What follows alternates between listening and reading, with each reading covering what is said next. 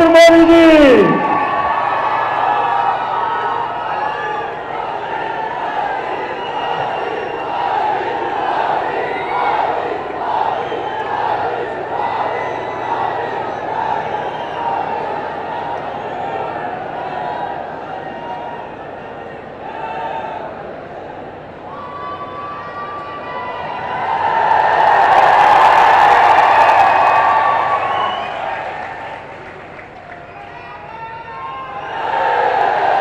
May I now invite Honorable Prime Minister of India, Shri Narendra Modi ji, to address the gathering. Ladies and gentlemen, a big round of applause.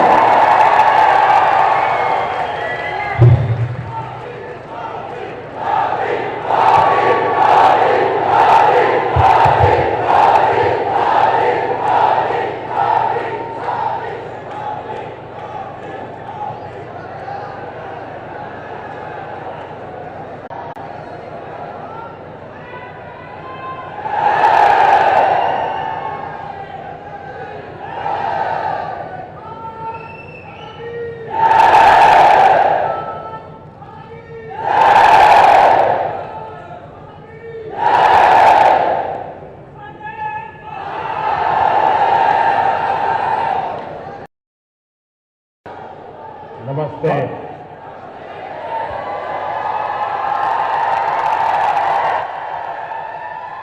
केम छो?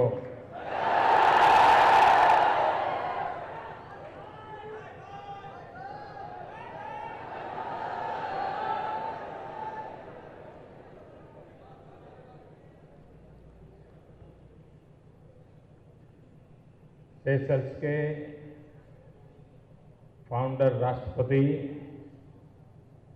श्रीमान James मानखम जी, Seychelles के मंत्री परिषद के सभी वरिष्ठ महानुभाव,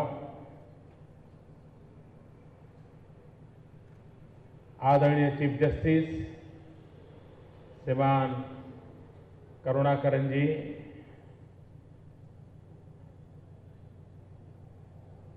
सभी विशिष्ट महानुभाव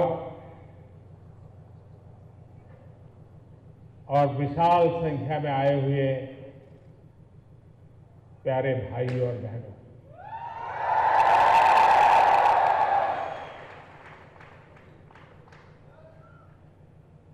सेशल्स की मेरी पहली मुलाकात है, लेकिन लग रहा है आप लोगों से बहुत पहले से जुड़ा हुआ हूं।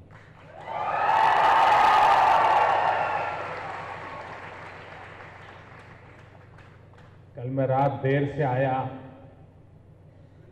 उसके बावजूद भी पूरे रास्ते भर मैं सेशल्स के लोगों के प्यार को अनुभव कर रहा था।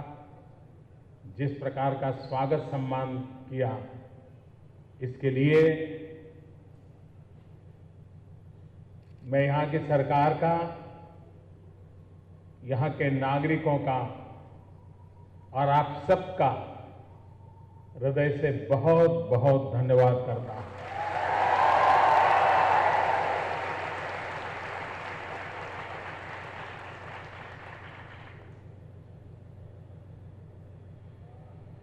सेशल्स और भारत, विज्ञान ये कहता है कि हजारों साल पहले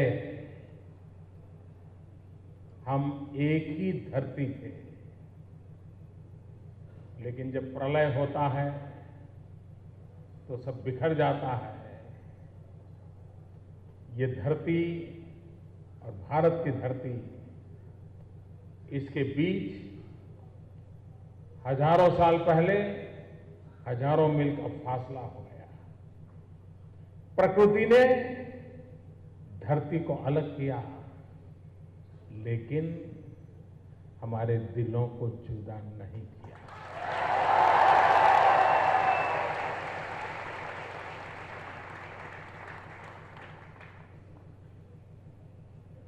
और कभी कभी लगता है कि भारत और हमारे सेशल्स के बीच में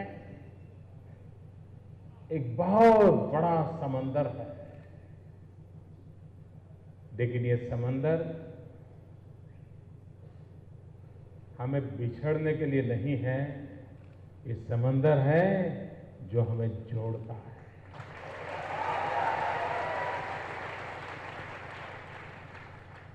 समंदर के तट पर खड़े होकर के हम उंगली करके के कह सकते हैं, उधर मेरा भुज है, उधर मेरा उधर मेरा मुंबई है, उधर मेरा चेन्नई है, उधर मेरा कोची है।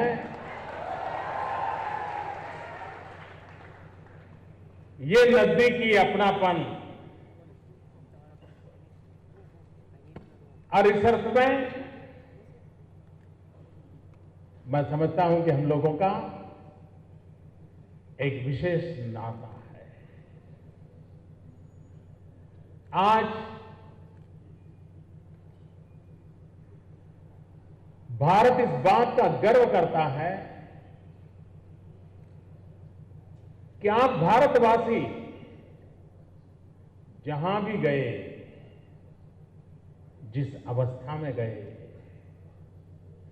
जिस कठिनाइयों के बीच जिंदगी को जिए, शताब्दी भर कम समय नहीं होता है। कहते हैं शुरू में 1717 में कुछ लोग यहां आए थे और तब से सिलसिला चला। 100 सवा 100 करोड़ 100 सवा 100 वर्ष बहुत बड़ी मात्रा में आना जाना हुआ, लेकिन इन पूरे कालखंड में आपके व्यवहार से, आपकी वाणी से यहां के लोगों ने आपको अपना बना लिया और आपने इस देश को अपना बना लिया।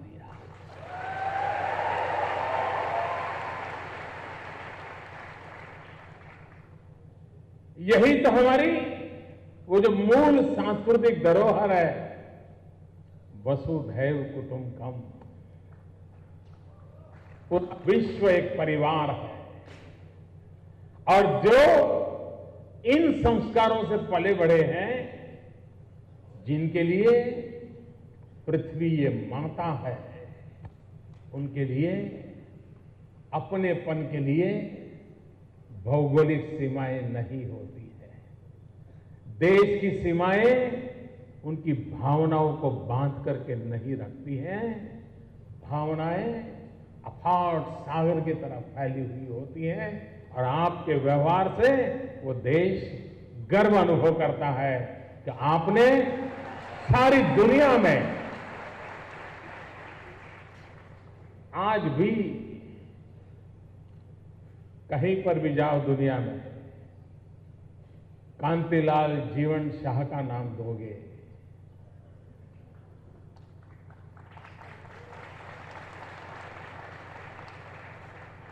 अब तो हमारे बीच रहे नहीं, लेकिन उन्होंने अपने काम के द्वारा दुनिया में सेशल्स का भी नाम रोशन किया, एक मूल भारतीय के नाते भी नाम रोशन किया।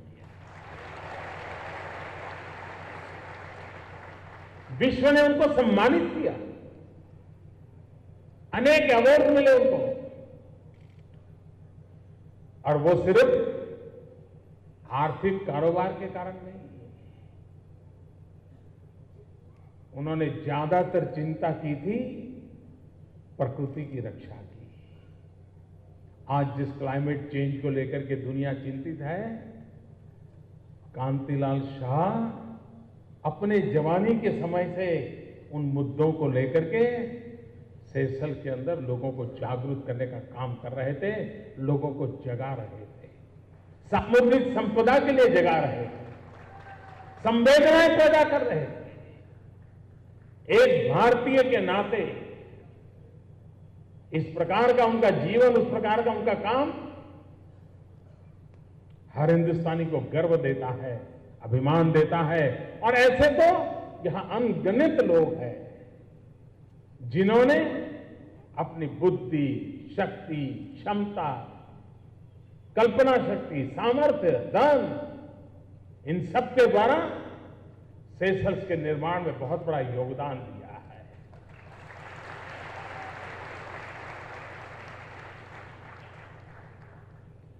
इतनी बड़ी संख्या में भारतीय समुदाय यहां रहता है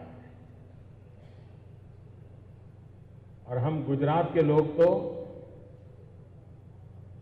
एक पुरानी घटना से बड़े परिचित हैं कि जब ईरान से पारसी आए और राजा ने भरा हुआ दूध का कटोरा भेजा और पारसी समुदाय ने उसमें चीनी मिलाई और वापस भेजा।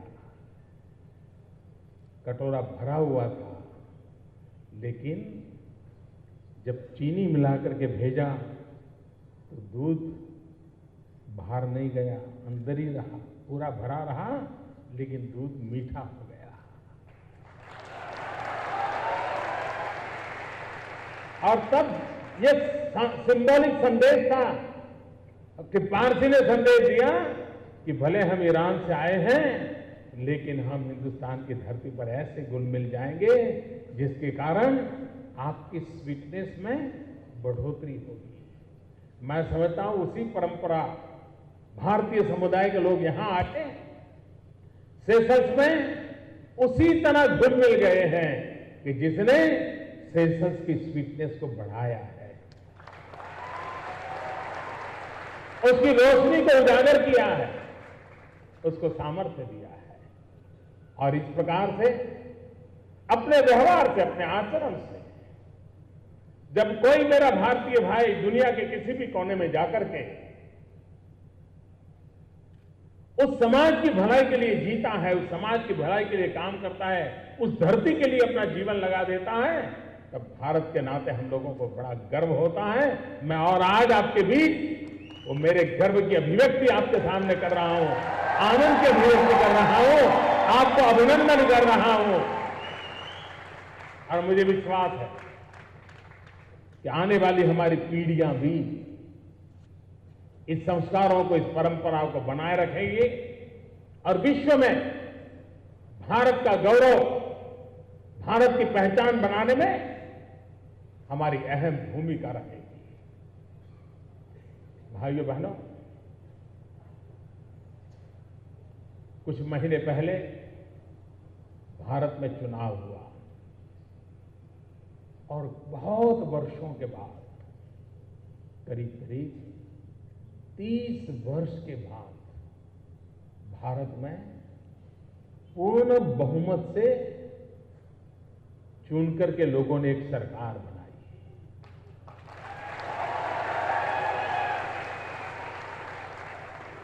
और मुझे बताया गया कि भारत में जब चुनावी नतीजे आ रहे थे, रिजल्ट आ रहे थे, तब आप भी यहां उत्सव मना रहे थे।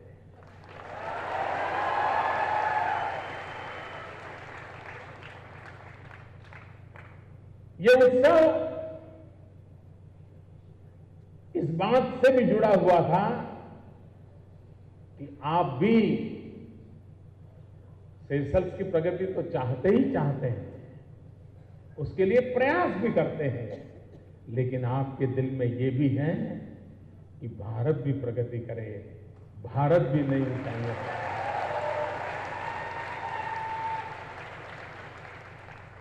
और हम तो वो लोग हैं जो वसुधैव कुटुंबकम कहते हैं, तो हमारी तो कल्पना है पूरा विश्व आगे बढ़े, पूरा विश्व शांति से जिए, पूरा विश्व प्रगति करे।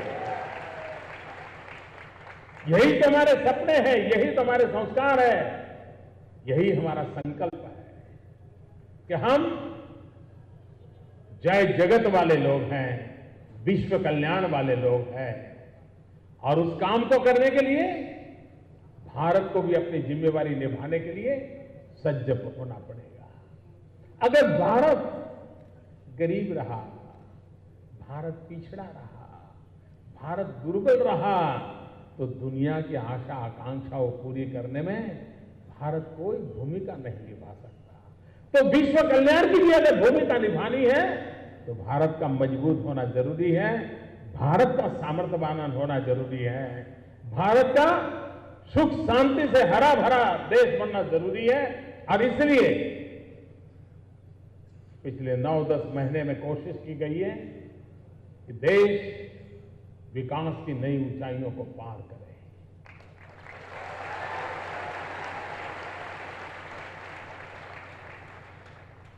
भारत का सर्वांगीण विकास हो और भारत विश्व से ज्यादा जुड़े। आज दुनिया के छोटे छोटे देश जो टापुओं पर बसे हैं, आइलैंड पर बसे हैं, उन सबकी एक सबसे बड़ी चिंता है दुनिया में कौन न्यूक्लियर बम बनाता है, कौन नहीं बनाता है। ये आइलैंड में रहने वाले लोगों की चिंता का विषय नहीं है, लेकिन उनकी चिंता का विषय यह है कि ग्लोबल वार्मिंग होता रहेगा तो हम रहेंगे कि नहीं रहेंगे, कहीं हमारा टापू पानी के अंदर चला तो नहीं जाएगा। सदियों से जिसको संजोया है, 2-2, 3-3 पीढ़ी जिसमें खप गई है, कहीं ये तो डूब नहीं जाएगा। और दुनिया को बचाने का काम सिर्फ आइलैंड पर बैठे हुए लोग अपनी रक्षा के लिए कुछ करें और इसलिए सब हो जाएगा, ऐसा नहीं है। पूरे विश्व ने मिलजुल करके क्लाइमेट चेंज से उतनी ही चिंता करनी पड़ेगी जितनी आज विश्व टेररिज्म की चर्चा करता है। जितना संकट आतंकवाद से नजर आता है, गहरा लगता है, उतना ही इन छोटे छोटे आइलैंड पर रहने वाले लोगों के लिए क्लाइमेट चेंज के कारण संकट महसूस होता है। भारत ने सदियों से हमारे तो संस्कार रहे हैं, हमें तो वो संस्कार मिले हैं कि बालक सुबह बिस्तर से उठ करके पैर जमीन पर रखता है तो उसे सिखाया जाता है कि तुम ये पैर पृथ्वी माता के ऊपर रख रहे हो, पहले पृथ्वी माता की माफी मांगो।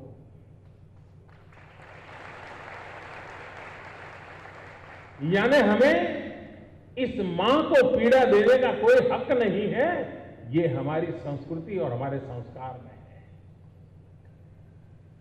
प्रकृति से प्यार करो, प्रकृति से संवाद करो, प्रकृति से सीखो, यही तो हमें सिखाया गया है।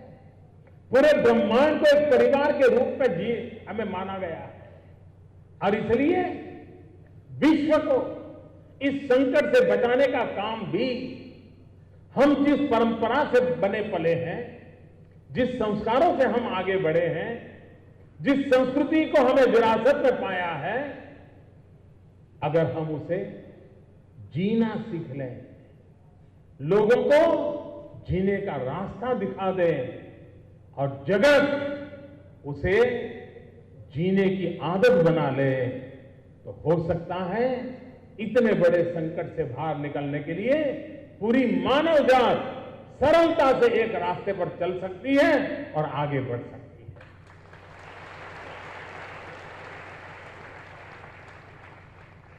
हम वो लोग हैं जो नदी को मां मानते हैं, हम वो लोग हैं जो पौधे में परमात्मा देखते हैं। यही तो बातें हैं जो क्लाइमेट की रक्षा के साथ जुड़े हुए हैं।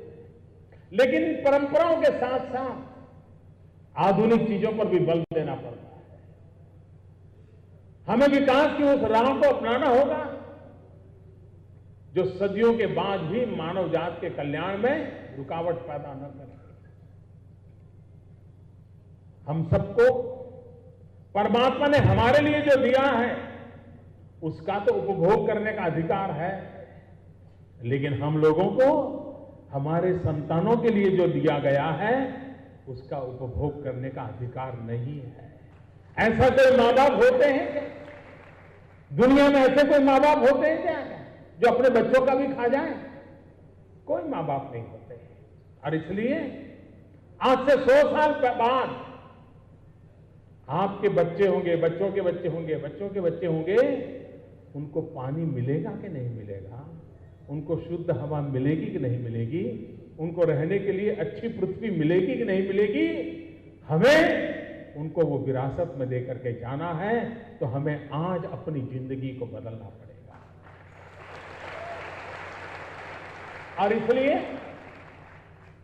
उस दिशा में हम काम करें। भारत ने एक बहुत बड़ा बीड़ा उठाया है, और वो बीड़ा है सोलर एनर्जी और विंड एनर्जी का। हम चाहते हैं कि दुनिया को इस संकट से बचाने के लिए भारत को अपनी जो भूमिका है, उस भूमिका को अदा करना चाहिए। और उस भूमिका को अदा करने के लिए 100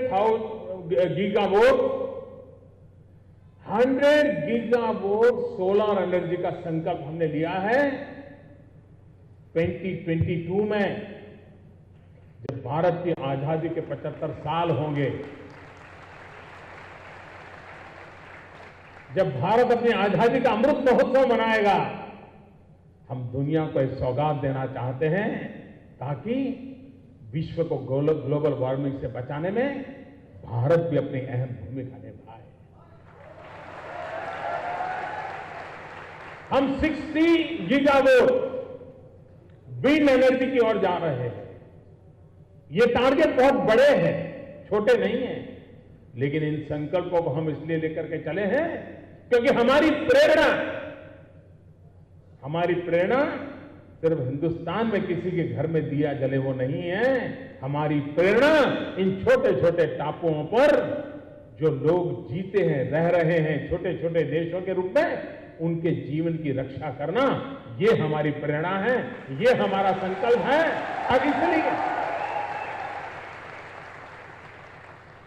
सोलर पावर होगा तो हिंदुस्तान में, लेकिन सीधा सीधा फायदा मिलेगा सेशल्स की भावी पीढ़ी को। ये सपने लेकर के हम आए।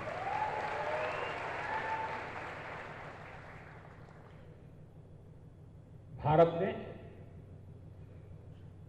आज भारत के पास दुनिया को देने के लिए बहुत कुछ है। भारत आज विश्व का सबसे युवा देश है। 65% जनसंख्या हिंदुस्तान की 35 एज ग्रुप से नीचे है। जिस देश में करोड़ों लोग नौजवान हो, दुनिया का भी भाग्य बदल सकते हैं अगर उन्हें अवसर मिल जाए।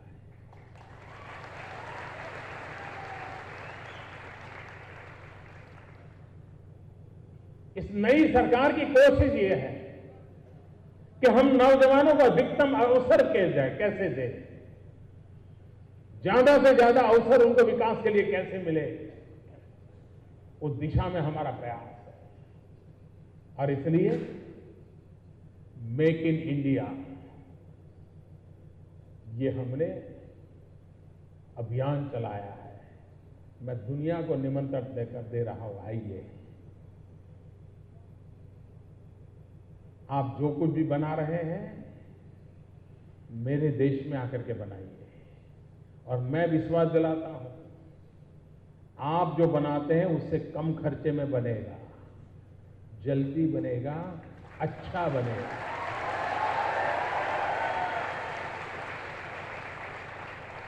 आज आपकी प्रोडक्ट 5 देशों में जाती हैं, हिंदुस्तान में बनाइए, 50 देशों में पहुंचना शुरू होगा।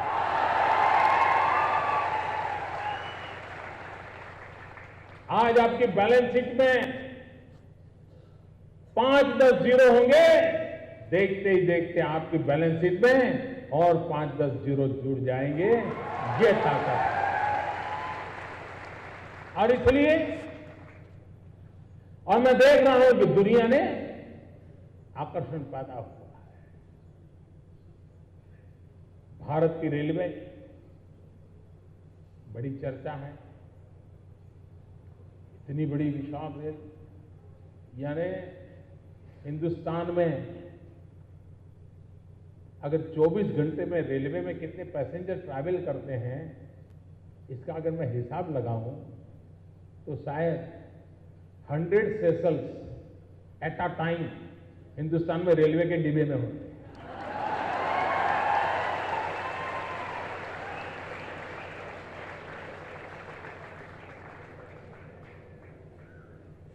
आप कल्पना कर सकते हैं कि रेलवे को कितने विकास की संभावना है। रेलवे को हम आधुनिक बनाना चाहते हैं, रेलवे को हम दूर सुदूर क्षेत्रों तक पहुंचाना चाहते हैं। और ये रेलवे को हम पीछे क्यों लगे हैं? सिर्फ भारत के लोगों को ट्रांसपोर्टेशन की सुविधा मिले, इतना मकसद नहीं है। रेलवे वो व्यवस्था है जो ग्लोबल वार्मिंग के संकट से बचाने के जो अनेक साधन हैं, उसमें वो भी एक साधन है। मास ट्रांसपोर्टेशन से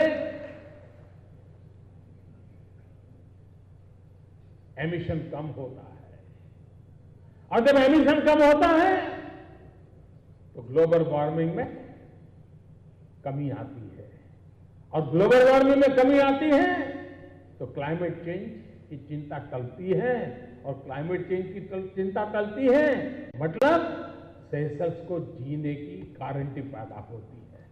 रेलवे वहां बनेगी, रेलवे वहां बढ़ेगी, लेकिन लाभ इन छोटे छोटे टापुओं पर बसने वाले दुनिया के छोटे छोटे देश के नागरिकों को होने वाला है। क्योंकि भारत इतना बड़ा देश, हम चाहते हैं भारत की रेल तेज गति से चले, हम चाहते हैं भारत की रेल आगे विस्तृत हो, हम चाहते हैं भारत की रेल आधुनिक बने, और इसलिए हमने 100% फॉरेन डायरेक्ट इन्वेस्टमेंट के लिए रास्ते खोल दिए। मैंने दुनिया को कहा कि आपके पास टेक्नोलॉजी है, आइए, आपके पास धन है, आइए, आप अपने व्यवसाय का विस्तार करना चाहते हैं, आइए। भारत की रेल भी दुनिया के अनेक देशों से इकोनॉमी को बढ़ा सके, इतनी ताकतवर है, और इसलिए मैं मेक इंडिया के इस काम को लगा।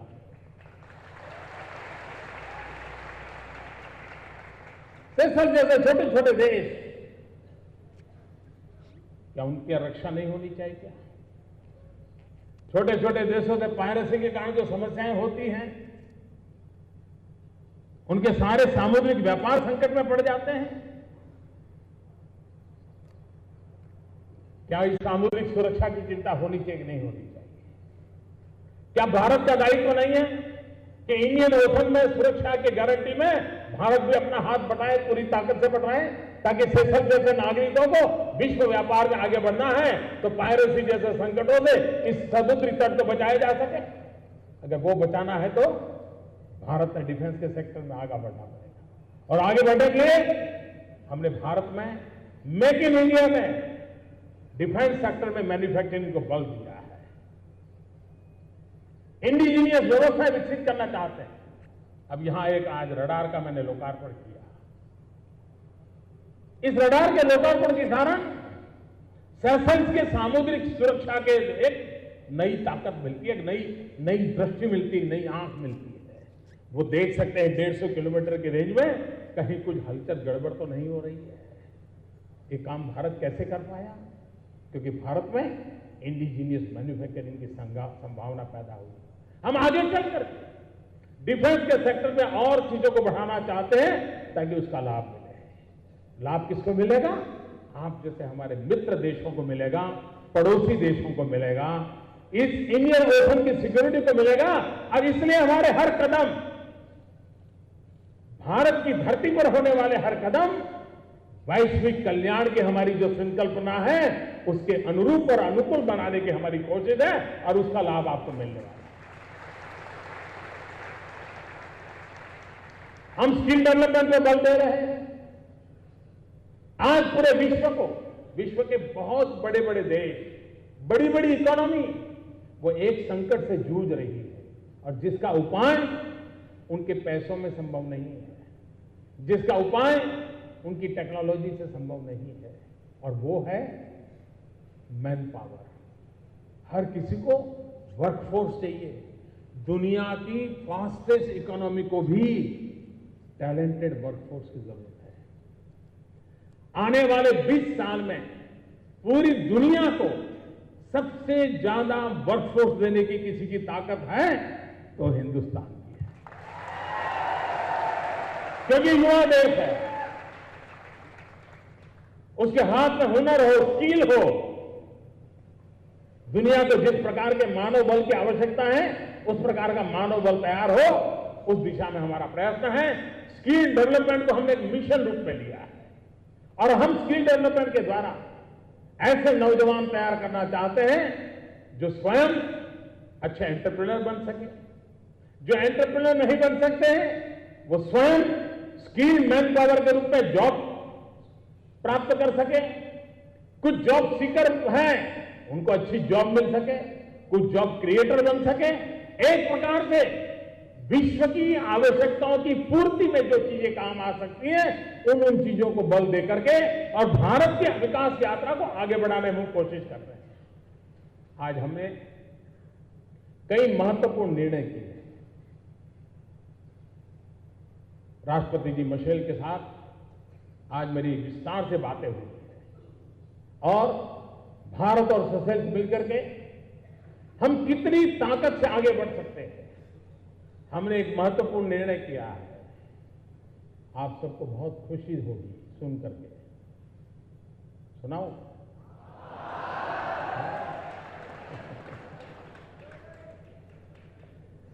भारत सरकार ने निर्णय किया है कि सेशेल्स से जो नागरिक हिंदुस्तान आना चाहते हैं उनको 3 महीने का वीजा मुफ्त में दिया जाए।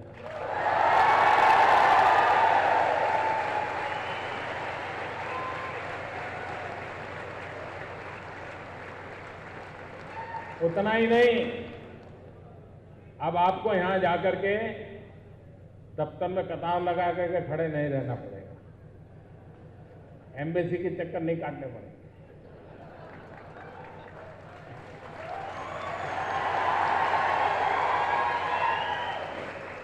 अब वीजा ऑन अराइवल होगा।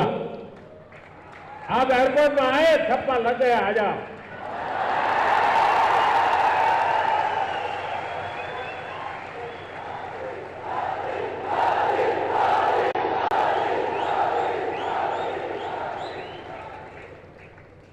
हम चाहते हैं भारत और सेशेल्स के बीच में टूरिज्म बढ़ना चाहिए। और यहां जो गुजराती लोग हैं उनको तो मालूम है, गुजराती लोग तो ढूंढते रहते हैं इस संडे को कहां जाओ, इस वीकेंड पे कहां जाओ। हम चाहते हैं कि एयर फ्रीक्वेंसी बढ़े, डायरेक्ट फ्लाइट बढ़े, हिंदुस्तान के भिन्न भिन्न कोने में सेशेल्स से सीधी हवाई जहाज जाए, वहां से यहां आए। इससे टूरिज्म को बढ़ावा मिलेगा और टूरिज्म को बढ़ावा मिलेगा तो उसके कारण सेशेल्स से लोग जो हिंदुस्तान जाएंगे वो भारत को अच्छी तरह जानेंगे और भारत से जो लोग यहां आएंगे वो सेशेल्स की इकोनॉमी को ताकतवर बनाएंगे। और मैं मानता हूं टूरिज्म दुनिया में तेज गति से बढ़ रहा व्यवसाय है, तेज गति से। लेकिन टूरिज्म मानव जात को जोड़ने का एक बहुत बड़ा माध्यम है। विश्व को जानना, समझना, अपना बनाने का एक बहुत बड़ा अवसर है और उस अवसर को हम आगे बढ़ाना चाहते हैं। भाइयों बहनों, आज समय की सीमा है। कुछ ही घंटों के लिए मैं आया हूं, पहली बार आया हूं, लेकिन लगता ऐसा है कि अच्छा होता मैं ज्यादा समय के लिए आया होता।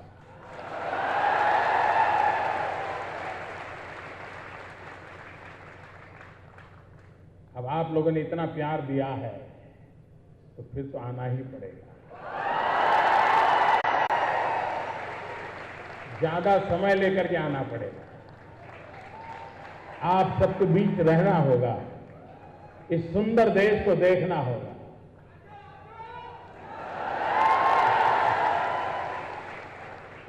तो तो मैं फिर एक बार आपके प्यार के लिए मैं आपका बहुत बहुत आभारी हूं और मेरी तरफ से समग्र देशवासियों की तरफ से आपको मेरी बहुत बहुत शुभकामनाएं हैं और स्वागत सम्मान के लिए आपका बहुत बहुत आभार व्यक्त करता हूं।